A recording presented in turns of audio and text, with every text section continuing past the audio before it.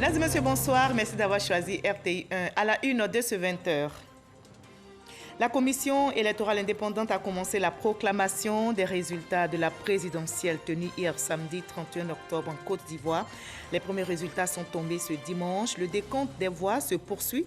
La CEI dispose de 5 jours pour proclamer les résultats et les transmettre au Conseil constitutionnel. 24 heures après la tenue de la présidentielle, le ministre de la Sécurité et de la Protection civile, Vagondo Diomandé, fait le point de la situation sécuritaire. Il a indiqué qu'en dépit de quelques incidents constatés dans des localités, le scrutin de l'ensemble a été sécurisé. Nous sommes le 1er novembre aujourd'hui, c'est la fête de la Toussaint. L'Église catholique célèbre tous ceux et celles qui ont été de vivants et lumineux témoins de l'Évangile. En Côte d'Ivoire, l'événement a été marqué par des prières dans les temples et paroisses. Soyez les bienvenus sur RTI 1. Nous sommes le 1er novembre aujourd'hui et c'est la fête de la Toussaint. L'Église catholique honore ainsi chaque 1er novembre tous ceux et celles qui ont été de vivants et lumineux témoins de l'Évangile. En Côte d'Ivoire, l'événement a été marqué par des prières dans les temples et paroisses. Les fidèles des paroisses Saint-François Xavier d'Anono et Notre-Dame du Perpétuel Secours de Trècheville ont sacrifié à la tradition de la Toussaint. Et le travail reprend demain lundi 2 novembre sur l'ensemble du territoire ivoirien. Le lendemain de la fête de la Toussaint n'est pas déclaré jour férié par le gouvernement. Très belle reprise donc demain à toutes et à tous. Avant la fête de la Toussaint célébrée ce dimanche 1er novembre, s'est tenue la présidentielle en Côte d'Ivoire. Les Ivoiriens étaient aux urnes hier samedi pour élire leur futur président de la République. Après le scrutin, l'heure est au décompte des votes. La CEI s'attelle à proclamer les premiers résultats.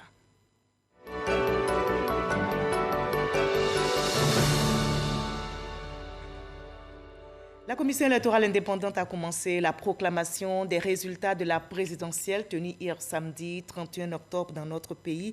Les premiers résultats sont tombés ce dimanche. Le porte-parole de la CEI, Émile Brotier, a publié les résultats de 26 départements sur les 108 que compte le pays aujourd'hui. Le décompte des votes se poursuit demain après le journal de 13h sur RTI 1. À noter que la CEI dispose de 5 jours pour proclamer les résultats après la fermeture des bureaux de vote et les transmettre au Conseil constitutionnel. Je l'annonçais dans les titres. 24 heures après la tenue de la présidentielle, le ministre de la Sécurité et de la Protection civile, Vagondo Diomandé, fait le point de la situation sécuritaire. Il a indiqué qu'en dépit de quelques incidents constatés dans certaines localités, le scrutin dans l'ensemble a été sécurisé. Il salue les forces de l'ordre pour leur professionnalisme. Nous écoutons le ministre Vagondo Diomandé.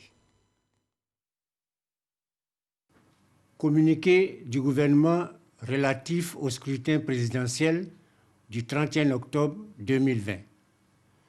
Conformément à la Constitution du 16 novembre 2016, la Côte d'Ivoire a organisé l'élection présidentielle le samedi 31 octobre 2020. Le gouvernement se félicite du bon déroulement de ce scrutin sur toute l'étendue du territoire national et dans la diaspora, malgré des incidents relevés dans un nombre limité de localités. Le gouvernement déplore les actes de violence consécutifs au mot d'ordre de désobéissance civile lancés par des partis politiques de l'opposition qui ont entraîné des morts, plusieurs blessés et d'importants dégâts matériels. Il adresse ses condoléances aux familles des victimes et souhaite un prompt rétablissement aux blessés. Le gouvernement adresse ses félicitations et ses encouragements aux forces de défense et de sécurité, ainsi qu'aux autorités administratives qui ont contribué par leur professionnalisme à la bonne tenue de l'élection.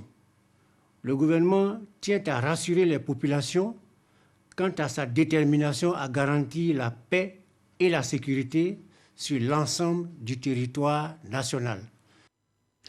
La commission électorale indépendante se prononce aussi sur le déroulement du scrutin présidentiel. Son porte-parole, Émile Ebrotier, était l'invité du magazine du dimanche au journal de 13h présenté par Herman Guivet. Ils ont évoqué le déroulement du vote, la compilation et proclamation des résultats. Je vous propose de suivre un extrait de leurs échanges. Le vote n'est pas obligatoire en Côte d'Ivoire. Donc il n'y a que ceux qui arrivent sur nos lieux de vote que nous mettons à disposition tout ce qu'il faut pour qu'ils puissent accomplir leur acte. Ce scrutin s'est déroulé normalement. En tout cas, il y a eu quelques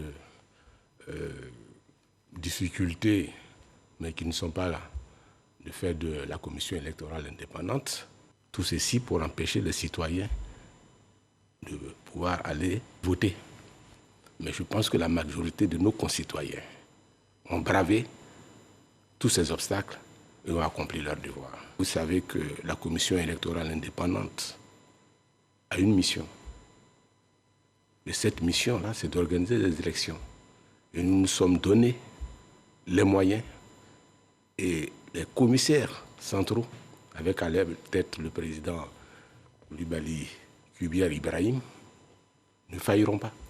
Le dépouillement est en train de se faire. Au niveau de la commission électorale indépendante, nous nous sommes donné les moyens, et même du bureau, quand les résultats sont proclamés, ces résultats-là sont directement transmis à notre serveur, au serveur qui a notre siège. Les résultats vont venir par département. Nous avons aussi les résultats de la diaspora qui vont venir. Et donc, tout cela, tous ces résultats-là qui vont vous donner, à la fin, le président de la commission donnera le résultat provisoire et c'est au Conseil constitutionnel de donner le résultat définitif. Et au terme de la journée électorale du 31 octobre, les représentants des deux candidats se sont exprimés pour donner leurs avis, faire le point du déroulement du scrutin. Nous écoutons la réaction du directeur exécutif du RHDP, Adama Bictogo, au nom du candidat Alassane Ouattara.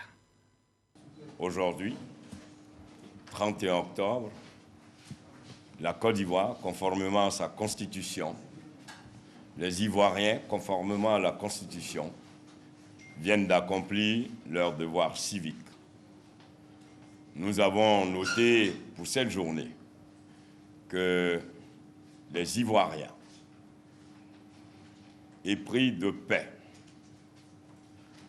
convaincus que le projet de société du président Alassane Ouattara, notre candidat, que la conjugaison de ces deux éléments était donc suffisant pour que les Ivoiriens, dans leur grande majorité, s'invitent donc ce jour pour aller donc accomplir leur devoir civique.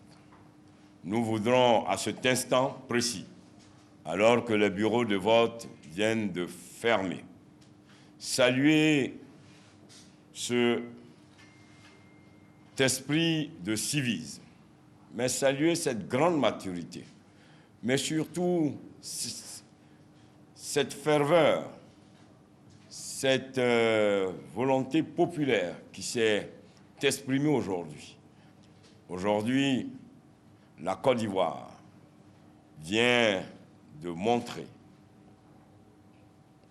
à l'opinion nationale et internationale sa capacité non seulement à organiser les élections, mais surtout à faire respecter sa constitution qui est notre boussole. La porte-parole du candidat indépendant Kouadio Kona Bertin d'Ikakabe a aussi réagi. Elle donne le point de vue de son candidat concernant le déroulement de la présidentielle tenue hier sur l'ensemble du territoire ivoirien. Nous l'écoutons. Nous voulons d'abord féliciter le peuple ivoirien qui a fait preuve d'une grande maturité et d'un remarquable esprit de responsabilité en permettant à ce scrutin présidentiel de se tenir.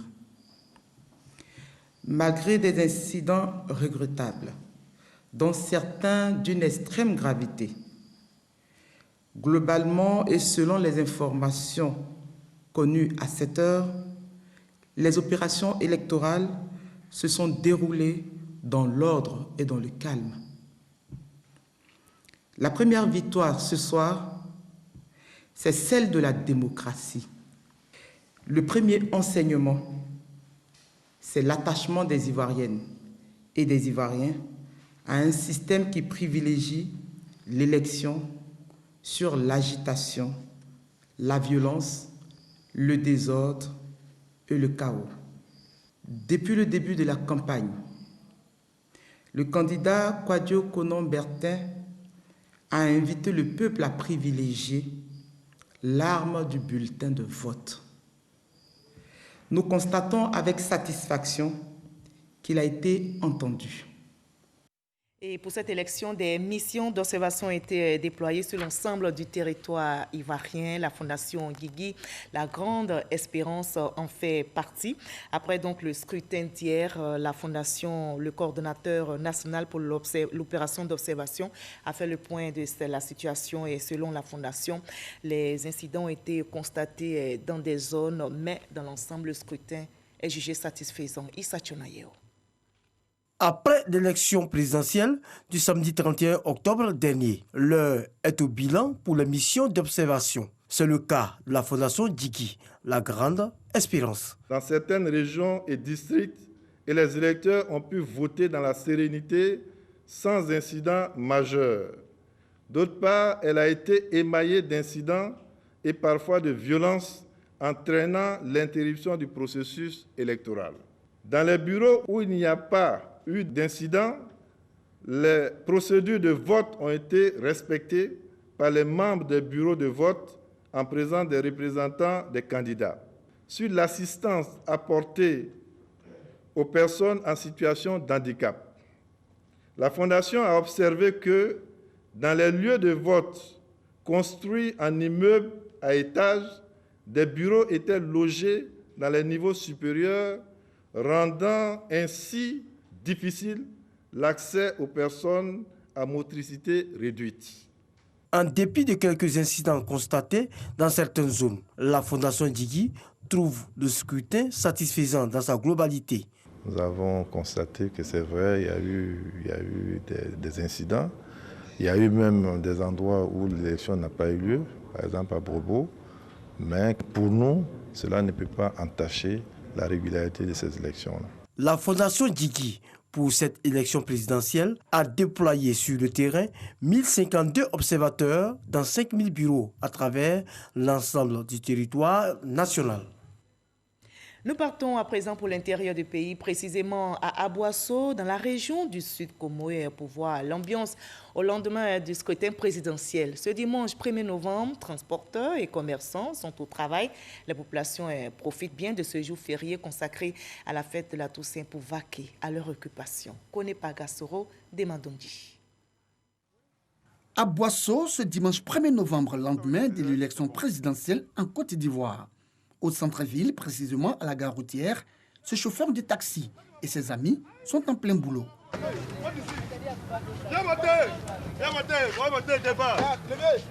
Je me suis levé à 5 heures par là et j'ai commencé à travailler et je n'ai pas eu de problème. Comme ces transporteurs, commerçants mais aussi pâtissiers vaquent à leurs occupations dans la quiétude. Oui, ça va. Ça va, merci. Il n'y a pas de problème, tout propre. Moi, j'avais peur même de sortir, mais plus que je suis venu, je vois qu'il n'y avait rien du tout. Et sincèrement, plus mes habits que ici est confectionné, ici venu vendre, je vois que les gens sont en paix et en joie. La quiétude des commerçants, des transporteurs et pâtissiers partagée par les populations d'Aboasso. En tout cas, ici à Boasso, nous on est tranquille, il n'y a pas de palabre. On est tranquille, on pense rien. Voilà, il n'y a rien. La ville est un peu animée, parce que tout le monde mène ses activités tranquillement, il n'y a pas de souci. Les habitants de cette localité invitent la jeunesse à la retenue et à être des artisans de paix. Bon, je voulais dire à la jeunesse de Côte d'Ivoire que il n'y a rien dans le palabre. Voilà, il n'y a rien dedans. Il faut la paix. Pour que le pays se développe, sans la paix, nous ne pouvons rien faire. Les populations de la région du Sud Comoé exhortent la classe politique dans son ensemble à plus de responsabilités pour une Côte d'Ivoire harmonieuse. Korogo, au lendemain de la présidentielle, est bien animé. Ce dimanche est jour de marché dans la capitale du Poro. La population est vaque à ses occupations comme d'habitude et attend sereinement, patiemment les résultats du scrutin à Mississoko. Ce dimanche, lendemain de l'élection présidentielle, coïncide avec un jour de marché à Korogo. Ici, il n'y a pas de jour fixe de marché. Il est tournant. Chaque jour de la semaine est un jour de marché. La semaine prochaine, ce sera le samedi. Pour l'heure, les commerçants venus des localités environnantes vaquent tranquillement à leurs occupations, à l'image de Doféré, menuisier venu exposer ses lits au grand marché. Hier, c'était le jour de vote. Même s'il y a travail, je suis un citoyen, je ne dois pas travailler. Je dois prendre le temps de bien voter mon candidat. Après les élections, comme il est dit, tout citoyen doit travailler. Puisque j'ai fini de faire les votes, c'est pourquoi j'ai profité pour venir faire mon marché. Ce marché bien achalandé ne désemplit pas. Les populations sont sorties massivement pour faire leurs courses. Hier, j'ai sacrifié la journée de hier pour aller voter. C'était important pour moi. C'était important pour moi. Donc aujourd'hui, je suis libre. Comme c'est un dimanche, je profite de faire mes courses en même temps. Voilà, j'ai fait mes courses bien calmement, il n'y a pas de problème. Il n'y a pas de... Pour dire que non, il n'y a pas là, non, il n'y a rien. Les populations, toutes tendances ethniques, religieuses ou sociales à Korogo, semblent être unanimes pour dire qu'il y a bel et bien une vie après le scrutin. Après les élections, ce n'est pas la guerre. Je pense qu'on est ensemble. On doit toujours rester ensemble, vivre ensemble, sans guerre. C'est ce qui est bon. Moment d'ensemble où j'ai voté, j'étais avec des amis là-bas qui ont fait campagne pour l'opposition. Nous avons discuté, échangé beaucoup. Après avoir fini de voter, on est allé chez eux-mêmes, on a fait toute la journée là-bas. Allons-y à l'apaisement et au développement de nos pays. La Côte d'Ivoire, c'est nos pays. Nous ne pouvons pas partir pour laisser la Côte d'Ivoire. Tant que nous laissons la Côte d'Ivoire en bas, nous-mêmes, nous allons rester en bas. Korogo seulement, il n'y a pas de problème. Nous, on vit tranquillement ici et on prie Dieu que ça soit partout en Côte d'Ivoire aussi. En attendant la proclamation officielle des résultats pour désigner le nouveau président de la République, les Korogolais attendent dans le calme, la bonne humeur et la sérénité. Les populations de la région du Ouagadougou sont sorties massivement pour exprimer leur droit de vote hier 31 octobre. À Séguéla, vous allez le voir, il y avait de l'affluence dans les bureaux de vote, nous dit Mamadou Kwasi. Groupe scolaire administration dans la commune de Séguéla. Ici, les bureaux de vote ont ouvert depuis 8 heures, à l'instar de tous les bureaux de vote de la région de Ouagadougou. À 15 heures, arrive un électeur particulier. Le président de l'Assemblée nationale est venu accomplir son devoir citoyen. Après les formalités, Amadou Soumaoro glisse son bulletin de vote dans l'urne. Moment choisi pour passer un message à la population ivoirienne. Je voudrais appeler à la paix, à la quiétude, parce que la Côte d'Ivoire a besoin de paix. La Côte d'Ivoire a besoin de paix pour poursuivre sa dynamique de développement. Ce scrutin du 31 octobre 2020 a mobilisé l'ensemble des électeurs de la région de Ouagadougou, tous déterminés à aller à la paix. Jusqu'à la fermeture des bureaux de vote, aucun incident n'a été enregistré dans la région. On prend quoi? Les électeurs du Sud Comoé ont aussi répondu à l'appel des candidats. Ils étaient aux urnes hier samedi pour élire le futur président de la République. Kone Pagassoro de Madunji. À Boisseau et Pépé à Beaucroix 3. Ce samedi 31 octobre, il est 8 h. Les bureaux de vote sont ouverts. Présidents de bureaux de vote et assesseurs sont présents. Ils s'activent afin de permettre aux populations de la capitale de la région du Sud Comoé d'accomplir leurs devoirs civiques. L'heure officielle, c'est 8 h, donc le vote se passe pour le moins bien. Les assesseurs sont là, on espère que ça conduit jusqu'à 18 h. Dans les différents bureaux de vote, les représentants des candidats et les observateurs veillent au grain. Les bureaux de vote ont ouvert à temps. Nous aussi sommes arrivés à temps et le vote se passe très bien. On remarque que la population est vraiment déterminée, donc ils viennent voter. La présence des représentants des candidats et des observateurs rassure les électeurs sortis nombreux pour voter. Quand je suis arrivé, j'ai trouvé le bureau ouvert. En tout cas, tout se passe très bien. En tant qu'un bon citoyen, je viens de voter. Mais aussi les autorités de la région. À Bosso, il y a une très bonne affluence dans tous les bureaux où nous sommes passés. C'est ce que d'ailleurs on ne constatait pas même lorsqu'il y avait une multiplicité de candidatures. Cet acte civique des populations de la ville d'Aboisseau, accompli également par les populations de Maféré. Ici, à l'EPP Maféré 3, Solange Atché est toute heureuse. La raison. Je suis venue depuis le matin pour prendre ma carte d'électeur, on ne trouvait pas. Donc j'étais tellement découragée. Je partais à la maison et tout à l'heure m'a rappelé pour dire qu'ils ont retrouvé ma carte. C'est pourquoi j'ai sauté de joie. Après quelques minutes dans le rang et après vérification de son identité sur la liste électorale, Solange peut à présent voter. Elle s'est réjouie d'avoir pu accomplir son devoir en toute quiétude. Dans ces lieux de vote, personne du troisième âge et même les malades, tous ont tenu à s'acquitter de leurs devoirs républicains. Je ne me sens pas bien. C'est important pour moi. Après, je suis venu voter. Toujours dans la région du Sud Comoé, au groupe scolaire Adiaké 2 et à l'école 3 d'Adiaké, mais aussi à l'EPP FARC 1 de Grand Bassam, le scrutin se déroule sans heurts. Ils ont voté entre 9h jusqu'à midi 30. Il y avait de l'affluence? Oui, il y avait de l'affluence. Les gens sont quittés derrière l'eau, sont venus, ils ont voté tranquillement, ils ont pris les pinasses sont rentrés chez eux.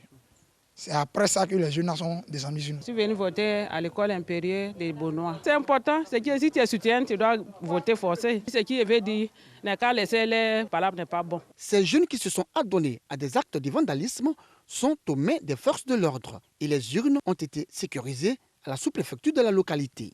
Dans la région du Sud Comoé, l'on peut affirmer sans risque de se tromper que l'élection s'est déroulée dans de très bonnes conditions.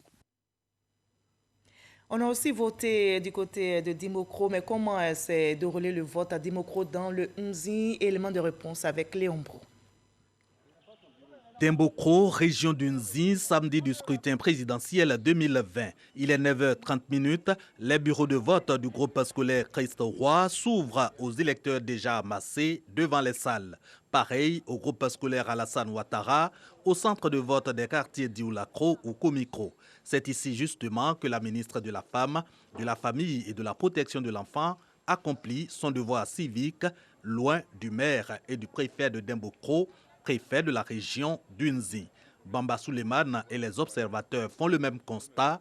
Pas d'incident majeur pendant le scrutin, hormis le retard dans l'ouverture des 38 lieux de vote de la commune de Dimbokro. Un retard causé par des difficultés de déploiement du matériel et du personnel électoraux en raison d'obstacles liés aux manifestations d'opposants, des obstacles très vite levés, toujours selon les observateurs et le préfet de la région d'Unzi.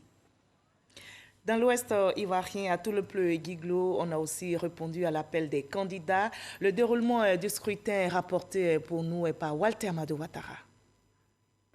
École primaire publique Guiglo 2. Les agents de la commission électorale indépendante, CEI locale et les électeurs ont répondu à l'appel du pays. La folle rumeur de la veille annonçant la non-tenue du scrutin n'a aucun effet sur leur sérénité. Il y a en tout cas une affluence ce matin.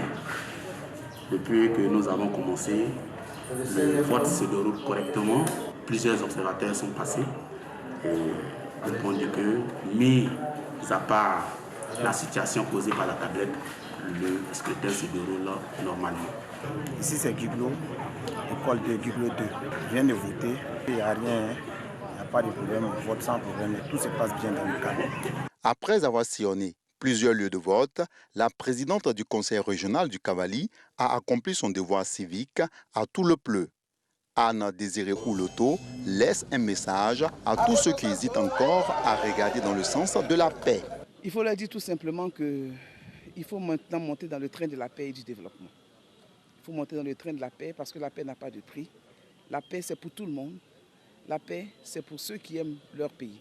Je les invite donc à aimer leur pays et à nous rejoindre dans le train de la paix pour le développement de Toulepleu et du Cavali. Une élection présidentielle est fondamentale pour l'avenir de notre nation. Nous sommes donc venus pour donner cette chance à notre pays, cette chance à la démocratie dans notre pays. Et c'est une réalité dans la région du Cavali, c'est une réalité à Toulepleu. J'ai voté, je suis contente et je vais attendre donc la victoire de mon candidat. Au vu de tout ce qui précède, nous pouvons l'affirmer. Le scrutin présidentiel du 31 octobre 2020 s'est bien déroulé dans la région du Cavali. Et qu'en est-il du vote à Odiéné? Les électeurs ont fait le déplacement pour élire le futur président de la République, nous dit Mamadou Kwasi. 18h25, à l'instar des 62 bureaux de vote du département d'Odiéné, ceux de l'école primaire Frontière sont au dépouillement. Une étape qui vient clore un processus qui a démarré depuis 8 heures ce 31 octobre 2020. Les populations des zones rurales, à l'image de Foula, dans la sous-préfecture de Bougusso ont tout abandonné. Les personnes en âge de vote ont pris d'assaut les bureaux. Affluence, il y en avait dans tous les lieux de vote des villages visités au cours de cette journée. Situation identique en ville, où les bureaux de vote ont été pris d'assaut très tôt. Nous sommes présentement aux environs du midi passé. Et jusque-là, en tout cas, vous constatez vraiment qu'il y a encore de l'affluence dehors.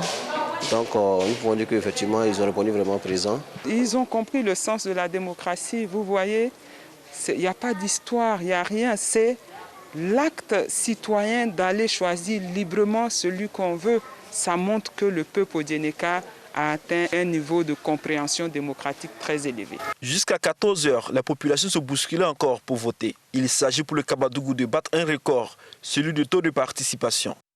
Et nous sommes certains qu'à partir de 18h, 19h, toute la Côte d'Ivoire saura que le Denguélé reste toujours premier au niveau de l'élection. Je suis très heureux qu'à Odjené ici, comme toujours, les populations sont très nombreuses pour venir voter massivement pour le choix de la stabilité, de la paix, du développement. Un tour à Salokorani, dans la sous-préfecture de Samango, décor identique. À 16 h, les électeurs étaient encore sur le lieu pour accomplir leur devoir citoyen. C'est une mobilisation pour la paix que nous sommes en politique, nous sommes en démocratie. Le meilleur moyen de vous exprimer, c'est d'aller aux urnes. Il faut éviter tout ce qui est violence, il faut aller aux urnes pour vous exprimer. Pour cette journée de vote du 31 octobre 2020, aucun incident n'a été signalé dans la région du Kabadougou. La région du Bokla était aussi au rendez-vous. Comment le vote s'est donc déroulé? Élément de réponse avec Sam Kona. La population électorale de la région du Bokla est sortie nombreuse pour prendre part au vote ce samedi 31 octobre. Selon le président d'un des bureaux de vote que nous avons trouvé dans le village de Polybrousse, il y avait une affluence avant notre arrivée à 14h50. Effectivement, on était vraiment débordés, il y avait vraiment l'engouement. Et disons même que toute la cour même de l'école était vraiment remplie. Et on a travaillé, tout se déroule bien. À Kouamekoro, l'agent distributeur des cartes d'électeurs est débordé par l'affluence. Dans la ville de Sassandra, le vote s'est déroulé dans le calme également. L'affluence a été constatée dans la matinée, selon le président d'un des bureaux de vote. Il y avait une très grande affluence le matin, entre 8h et 11h31, et de 14h jusqu'à 15h avant votre arrivée. Il est 15h31 à ma montre, et nous sommes à 216 votants sur les 408 inscrits. Pas de problème, pas de difficultés majeures. Quelques retardataires venus accomplir leur devoir civique. Nous sommes à 16h40. Je sais que même si je viens dans l'après-midi, même si c'est à minuit, je viens, mon candidat va gagner. Puis après, une pluie s'est abattue sur la ville de Sassandra. Les bureaux de vote ont fermé à 18h pour faire place au dépouillement. Notre reporter Mamadou Kouassi a aussi sillonné les lieux de vote à Gbéléban. Voici ce qu'il nous rapporte comme ambiance. Quelques minutes avant l'ouverture des bureaux de vote, le président du bureau, MPP Gbéléban 2, finit les derniers réglages. L'urne vide est présentée aux populations avant d'être mise sous scellé.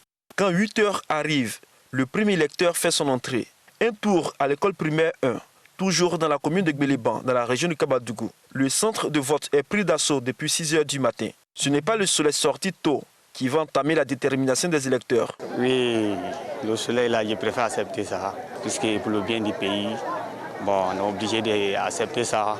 D'ici là, depuis 6h30, quand je vais voter, je vais rentrer tranquillement à la maison. Et puis aussi sensibiliser les autres qui sont à la maison aussi de venir. En ville comme dans les villages, les populations sont sorties nombreuses pour observer leurs devoirs citoyens. Nous aussi, vraiment, les populations sont sorties pour la paix. On veut la paix, on veut la sérénité pour la Côte d'Ivoire. Pour s'assurer du bon déroulement du scrutin, le préfet effectue une tournée dans les lieux de vote. Nous constatons, vous et moi, qu'il y a l'engouement. Les bureaux sont ouverts, les électeurs sont présents. Nous pensons que les choses vont se passer simplement, calmement, dans la paix. C'est l'État qui gagne, c'est la Côte d'Ivoire qui gagne et c'est la paix qui gagne. C'est dans le calme que l'opération de vote s'est déroulée à Gbéléban quand notre équipe de reportage quittait le département. Un département déterminé à battre le record du taux de participation de la Côte d'Ivoire. Tout ceci sur l'œil vigilant des observateurs. Et toujours à l'intérieur du pays, les électeurs n'ont pas manqué à l'appel de leurs candidats pour élire le futur président ivoirien. Le déroulement du scrutin avec Issa Chonayero. À l'instar de plusieurs autres localités de la Côte d'Ivoire, Boundiali a voté dans la tranquillité ce 31 octobre 2020. Vous le constatez, à la famille, ça se passe correctement. À l'EPP Tambougou Samoroso, tout comme à Aïdara Thiogona Extension 2, au lycée moderne de Boundiali et dans plusieurs autres centres de vote. Les électeurs sont sortis nombreux pour choisir celui qui va présider à leur destinée pour le mandat 2020-2025. Je vote à cause de mes enfants, pour moi-même et pour la population aussi, parce que je suis une citoyenne. Après avoir accompli son devoir citoyen et parcouru les 44 bureaux de vote de Boundiali, Maria Toukone, maire de la dite commune, salue le triomphe de la paix. Maria Toukone a exhorté les responsables et militants des partis politiques au calme et à l'apaisement. Et plus loin, les Ivoiriens vivant à l'étranger se sont aussi mobilisés pour cette présidentielle. Voyons le déroulement du vote des Ivoiriens vivant aux États-Unis avec notre reporter Abou Sanogo. Aux États-Unis d'Amérique, ce sont des électeurs mobilisés qui se sont rendus très tôt le matin aux urnes, tous venus pour accomplir leur devoir civique. Dans le calme et la sérénité, les Ivoiriens des États-Unis sont sortis en grand nombre pour exprimer leur droit de vote dans les 16 bureaux de vote avec un collège électoral de 69 559 électeurs.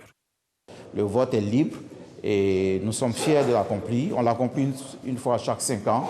Et c'est avec beaucoup de fierté et beaucoup de responsabilité que nous venons de l'accomplir. Les opérations de vote se sont déroulées sans accroc dans les lieux de vote de Washington, d'Atlanta, de Philadelphie et de New York. Un couvre-feu de 3 jours allant du samedi 31 octobre au lundi 2 novembre 2020, inclus de 21h à 6h du matin, est instauré sur toute l'étendue du département de Yamoussoukro selon un arrêté préfectorale. Nous sommes le 1er novembre aujourd'hui, c'est la fête de la Toussaint. L'Église catholique célèbre tous ceux et celles qui ont été de vivants et lumineux témoins de l'Évangile. En Côte d'Ivoire, l'événement a été marqué par des prières dans les temples et paroisses. Nous sillonnons maintenant quelques lieux de culte avec notre reporter Grace Kanto.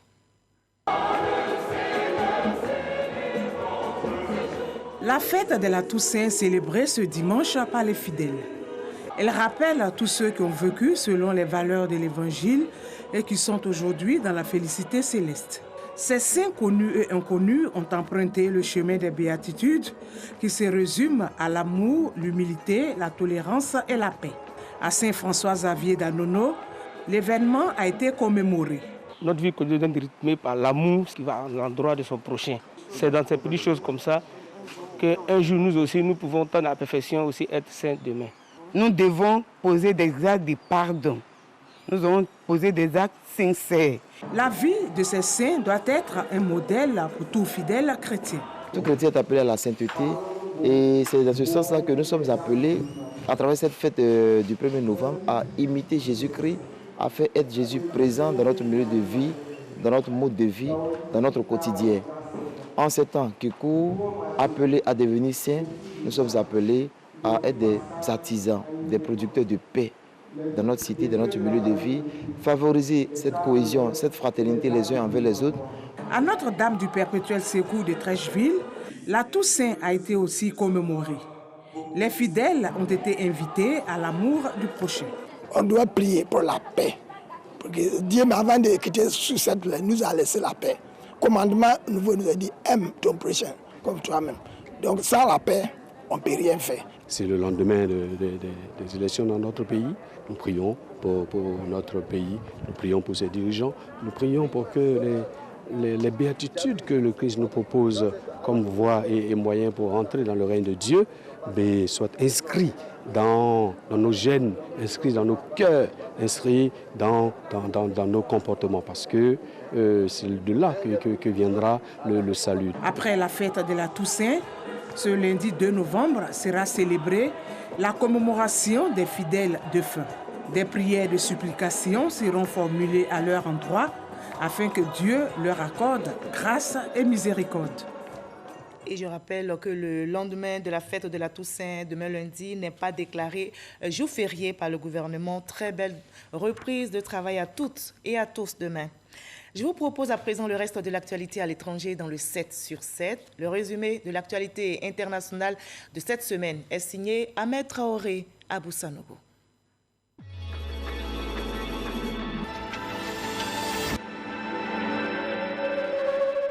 Le président turc Recep Tayyip Erdogan a appelé ce lundi ses compatriotes à boycotter les produits français, tandis que Paris a engrangé le soutien diplomatique de l'Allemagne, de l'Italie, du Portugal et des Pays-Bas dans la guerre de mots qui l'oppose depuis ce week-end à Ankara. En Guinée, la CEDEAO, l'Union africaine et l'ONU ont achevé ce mardi une mission conjointe pour tenter d'apaiser les tensions après la présidentielle du 18 octobre. Ces derniers ont demandé notamment la levée du blocage du domicile du chef de l'opposition, Cellou Dalein Diallo.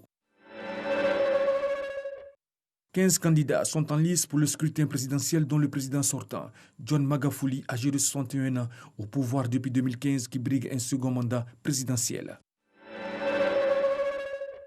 Ce jeudi 29 octobre, une attaque à l'arme blanche a eu lieu au sein de l'église Notre-Dame. L'auteur présumé de l'attaque a été interpellé. 3 personnes ont été tuées, dont au moins 2 égorgées à l'intérieur de la basilique Notre-Dame de l'Assomption. L'Inde, deuxième pays le plus touché par la pandémie de coronavirus après les États-Unis, totalise désormais plus de 8 millions de cas recensés. C'est l'annonce faite par son gouvernement qui se prépare à une nouvelle vague épidémique. Le parti au pouvoir en Géorgie est de peu en tête des élections législatives de ce samedi 31 octobre devant plusieurs formations de l'opposition selon les premiers résultats de la commission électorale. La plupart des partis d'opposition ont rejeté les résultats donnant la formation au pouvoir en tête des suffrages. Les ex-guerrilleros marchent pour demander la mise en œuvre véritable de l'accord de paix de 2006 et l'arrêt de la violence et des assassinats dont ils sont la cible, selon le parti FARC issu de l'ancienne guérilla. Pour rappel, ils ont déposé les armes après la signature de l'accord de paix. Depuis, près de 240 ex-combattants ont été tués.